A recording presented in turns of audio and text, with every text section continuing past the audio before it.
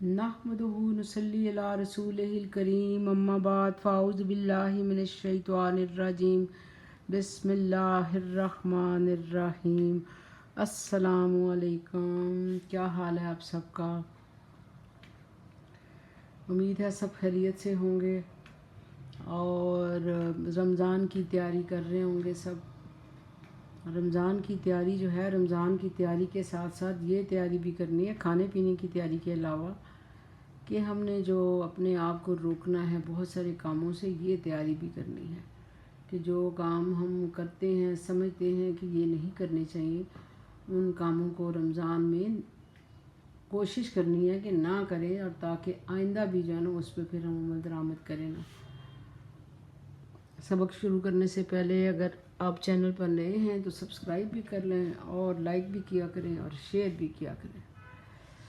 जी, कल हमने पढ़ा था हरूफ अत्फ, जिसको बोलते थे कंजंक्शन, और इसमें से हमने एक वर्ड पढ़ा था वाओ, जिसका मतलब था और, जो कि दो मुफरिद लफ्ज़ों या दो जुमलों को आपस में मिलाता है।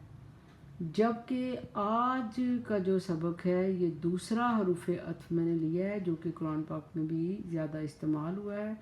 वैसे तो ये 5-6 हैं, लेकिन जो ज़्यादा इस्तेमाल हुए हैं एक वाओ है और ये सुम्मा है।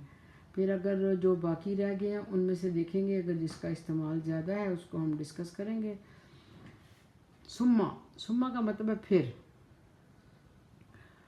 अब आप जैसे अगर आप किसी से कोई आपको कोई बात सुना रहा हो कहीं बाहर से आके, तो हम बीच में कहते हैं अच्छा फिर क्या हुआ, फिर क्या हुआ, बड़े तजस्सुस में बहुत बात करते हैं फिर क्या हुआ। तो इस फिर का मतलब होता है कि इसके बाद क्या होगा ना, अभी या हमने ये काम पहले किया है तो फिर हमने क्या करना है, इसके बाद क्या करना है।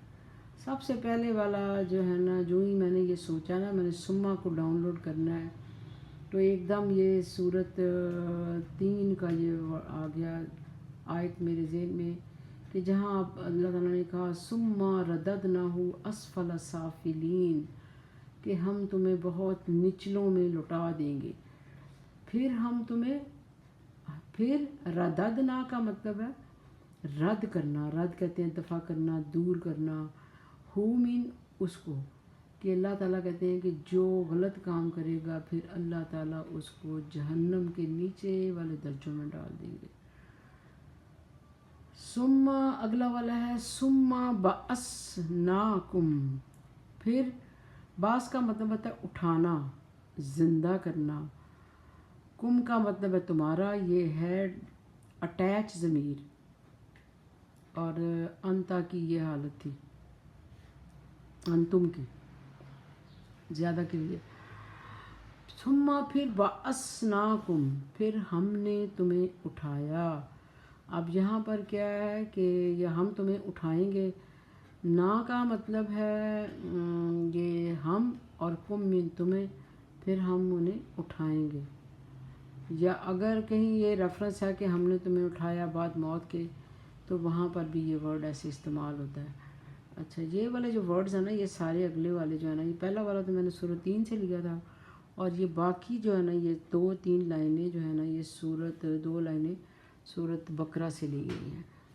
सुम्मा फिर कसत कलूबकुम, कसत का मतलब है कसना, सख्त करना।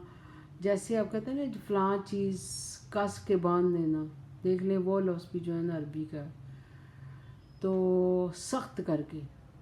सुम्मा फिर कलूब आपको पता है कि दिल को बोलते हैं, कुम मिन तुम्हारे, फिर तुम्हारे दिल सख्त हो गए। नेक्स्ट है सुम्मा, ये भी इसी आयत में से है, तकरीबन अगली आयत में से। सुम्मा फिर तवल्लई तुम, तवल्लई थी हम पहले भी पढ़ चुके हैं। वल वला का मतलब है फिर जाना। तुम फिर गए, फिर तुम सब फिर गए।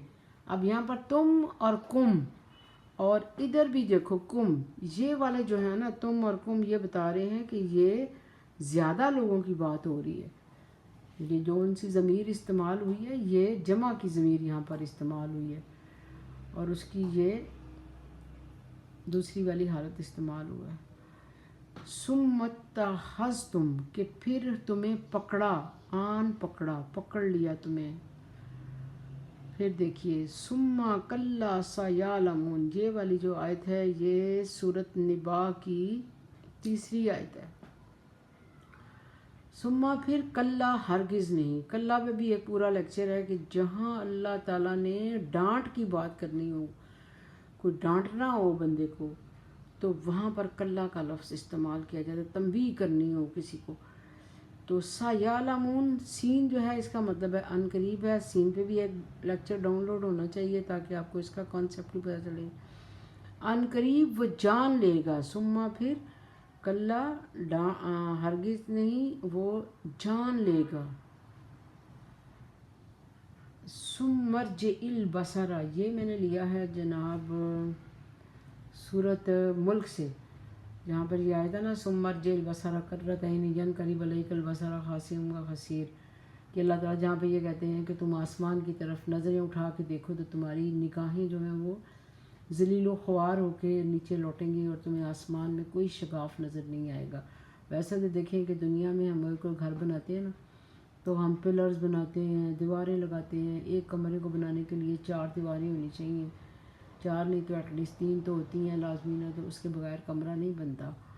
तो यहाँ लेकिन अल्लाह ताला इवन के अगर बहुत टेक्नोलॉजी तरक्की भी कर गई है ना, जैसे मैं अक्सर देखती हूँ कि पेट्रोल पंप पे जाएं तो एक पिलर कहीं दरमियान में ज़रूर होता है, उसके ऊपर सारा वो छत उसकी होती है ना, लेकिन अल्लाह ताला ने आसमान को बग़ैर पिलर्स के बनाया, तो उसका पूरा ज़िक्र है इस सूरत तबारकल्लाह जी में। सुम्मा फिर सुमर्जे, इर्ज का मतलब होता है लौटना, बसर कहते हैं निगाह को, कि अल्लाह कहते हैं तुम्हारी निगाहें तुम आसमान पे नज़र दौड़ा के देखो तो सही, तुम्हारी निगाहें ज़लील ख्वार होकर लौट आएंगी और तुम्हें इसमें कोई शगाफ नज़र नहीं आएगा। सुम्मा फिर अगली वाली है इज़ा जब, मस्साकुम, मस का मतलब है छूना, ज़र कहते हैं तकलीफ़ को, और फिर जब तुम्हें तकलीफ़ छूती है या जब तुम्हें कोई तकलीफ़ पहुंचती है। इज़ा का मतलब होता है जब। सुम्मा इज़ा, ये दोनों आए जाना एक ही सूरत में है, बोले आगे पीछे थी ये। सुम्मा फिर इज़ा कशफ़ ज़ुर्रा, अब फिर जब हम उस तकलीफ़ को दूर कर देते हैं। यहाँ पर ये था अल्लाह ताला कहते हैं जब कोई तकलीफ़ पहुँचती है और फिर अगर हम उसको बंदा दुआएं करता है अल्लाह से, तो कि अल्लाह मेरी दुआ उसको ख़त्म कर दे, तो फिर जब उसको अल्लाह ताला कशफ़ा का मतलब होता है दूर करना, अल्लाह कहते हैं जब हम उसको दूर कर देते हैं तो वो फिर बंदा ये कहता है ये तो मेरी किसी अपनी कोशिश की वजह से ऐसा हुआ है। हालांकि वो अल्लाह ये जो सब कुछ कर रहा होता है, तकलीफ़ देने वाला भी अल्लाह है और तकलीफ़ को दूर करने वाला भी अल्लाह है।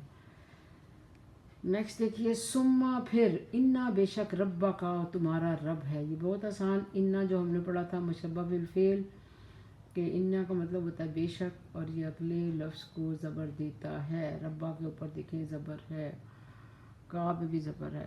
इन्ना रब्बा का, बेशक तुम्हारा रब। सुम्मा फिर अगली वाली ला नख्नु आलम, ला भी देखें, अब पता नहीं आपको याद है कि नहीं याद है, तकीद के लिए जहाँ पर था ना इन्नल इंसान ला फ़ी खुसर, कि बेशक इंसान खसारे में है, ला लगा हुआ था फ़ी के साथ, तो वहाँ पर डबल स्ट्रेस था। तो हम जानते हैं, अल्लाह ताला कहता है हम भी जानते हैं, फिर भी हर चीज़ को हम जानते हैं। नख्नु जो थी ये थी डिटैच ज़मीर। सुम्मा फिर अगली वाली नुनज्जी, इससे लफ्ज़ निजात निकलता है। नुनज्जिल्लज़ीना, कि हम तुम्हें जब निजात देते हैं, ये उसी सूरत में से एक ही सूरत में थे। सुम्मा फिर, ये वर्ड भी हम पहले पढ़ चुके हैं, यनकुज़ूना, तोड़ना, कि फिर वो अपना अहद तोड़ देते हैं। सुम्मा फिर अगला है जाअलनाहु, जाअला का मतलब हमने पढ़ा है बनाया, जाअलनाहु नुत्फ़तन, कि हमने हु जो है ये अटैच ज़मीर है, और ना जो जालना, जालना के बाद जाअल के बाद जो ना है ये बता रहा है हमने, ये ज़मीर है। کہ ہم نے اس کو بنایا نطفتن، نطفے سے. اس کے آگے تھا فی قرار متین، کہ مکین، کہ ہم نے اس کو، اس کے نطفہ کو ایک جگہ پہ ٹھہرایا. ثم پھر انکم، بے شک تم. اب پھر دیکھیں انا آ گیا یوم القیامت، کہ یوم القیامت تو قیامت کے دن تم حاضر کیے جاؤ گے. یا یہاں تک اگر صرف پڑھیں کہ بے شک تم قیامت کے دن، آگے یہ تھا کہ حاضر کیے جاؤ گے. پوری اگر آیت لکھتی تو اس میں یہ تھا کہ تمہیں قیامت کے دن اللہ حاضر کرے گا. اب ورڈ پھر وہی بات ہے، ایک تھا یہ، ویسے بھی کتابوں میں ورڈ مل جاتے ہیں، سما کے ساتھ چھوٹے چھوٹے ورڈ مل جاتے ہیں، لیکن میں نے قرآن پاک میں بڑی محنت کر کے تو یہ آیتیں نکالی ہیں. اور اس کو آپ نے اب قرآن پاک میں آپ کو ساتھ ساتھ صورتوں کے نام بھی بتاتی ہوں، اسی لیے تاکہ آپ اس کو دیکھیں وہاں پر نا، اور آپ کے کانسیپٹس کلیئر ہوں کہ یہ کہاں پر ہے. اب یہ پہلی جو 2 لائنیں ہیں، اگر آپ اس کو پڑھیں گے تو آپ کو وہاں پہ نظر آئیں گے سورۃ بقرہ کو. اب یہ ثم ارجع البصر، یہ صورت، یہ تو ہم اکثر سورۃ ملک پڑھتے ہیں، یہ مغرب کے ٹائم اکثر لوگ پڑھتے ہیں، یہ وہاں پہ آپ کو نظر آئیں گے. اور یہ 2 جو تھے ثم اذا مسکم، یہ سورۃ نحل میں سے تھے، اور نیچے والے بھی شاید اسی میں سے تھے نا. تو امید ہے کہ آپ کو بات سمجھ آئی ہوگی کہ دوسرا حروف عطف جو ہے اس کو بولتے ہیں ثم، اور اس کا مطلب ہے پھر.